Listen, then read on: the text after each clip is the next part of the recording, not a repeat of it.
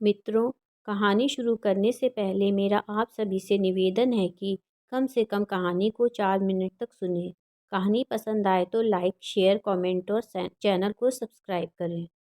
भाभी, मुझे ज़रूरी काम से बाज़ार जाना है। आप मेरे साथ चलोगी ना?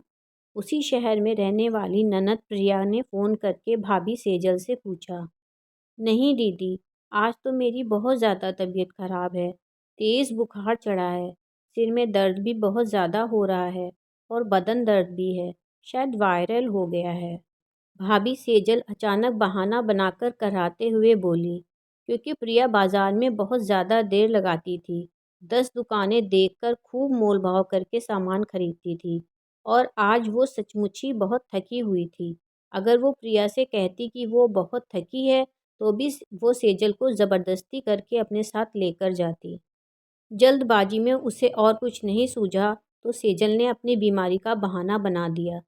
ठीक है भाभी, आप आराम कीजिए, ध्यान रखिएगा अपना, क्योंकि इस समय वायरल बहुत ज़्यादा फैला हुआ है। मैं अंजू देवरानी के साथ चली जाऊंगी। ये कहकर प्रिया ने फ़ोन काट दिया। अभी अभी सेजल रसोई का सारा काम निपटाकर निकली ही थी। बहुत थक भी गई थी, क्योंकि हॉस्टल में रहने वाले दोनों बेटा बेटी भी आजकल घर आए हुए थे।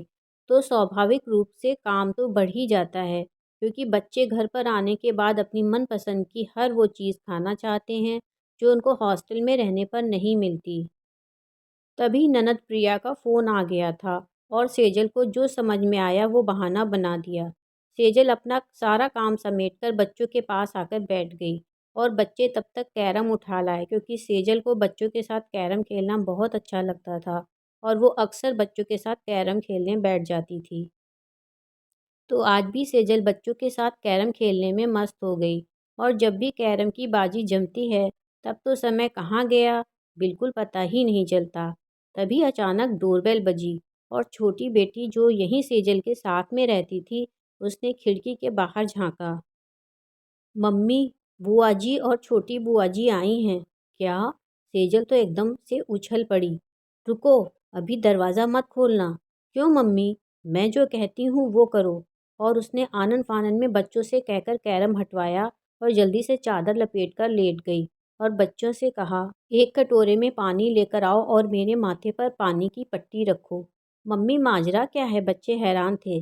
सब कुछ बताऊंगी, बस इस समय मैं जो कह रही हूँ वो करो।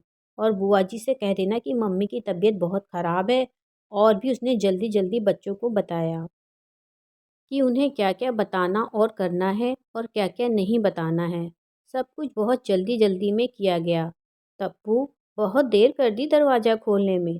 प्रिया अंदर आते हुए बोली।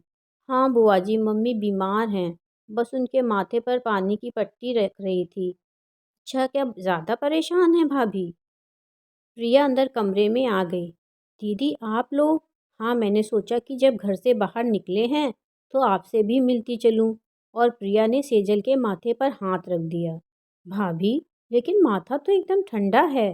हाँ दीदी, अभी दवा भी ली थी और तप्पू पानी की पट्टी भी रख रही थी। तभी अंदर से सनी और मोना आंखें मलते हुए बाहर आए, जैसे कि गहरी नींद से जागे हों। अरे तुम लोग कब आए कॉलेज से? बुआ जी परसों ही तो आए हैं और 3-4 दिन बाद चले जाएंगे। सो रहे थे, आपकी बोली सुनकर आ गए। मोना जम्हाई लेते हुए बोली। बुआ जी आप बैठिए, मैं चाय बनाकर लाती हूँ। मोना सबके लिए चाय बनाने चल दी। खैर वो दोनों थोड़ी देर बाद चली गईं। थोड़ी देर बाद सेजल से बच्चों ने इस झूठे नाटक की असलियत के बारे में पूछा। सेजल ने सारी बातें विस्तार से बताईं कि वो बहुत थकी हुई थी और उनकी बुआ जी के साथ बाजार जाना नहीं चाहती थी। वो 2-3 दिनों के लिए हॉस्टल से घर आए अपने बच्चों के साथ टाइम स्पेंड करना चाहती थी। इसलिए उसने ननद प्रिया के फ़ोन आने पर तबीयत खराब होने का झूठा नाटक किया। ये बातें सुनकर सब खूब हंसे और बोले, मम्मी, अगर आप बुआ जी के साथ बाजार चली जाती तो हमें बहुत बुरा लगता। लेकिन मम्मी, आज आप इस झूठे नाटक की वजह से सचमुच बुआ जी के कोप से बच गईं। मित्रों, कहानी सुनने के लिए दिल से धन्यवाद। अगर आपको मेरी ये कहानी पसंद आई हो तो कृपया मेरे चैनल को सब्सक्राइब करें।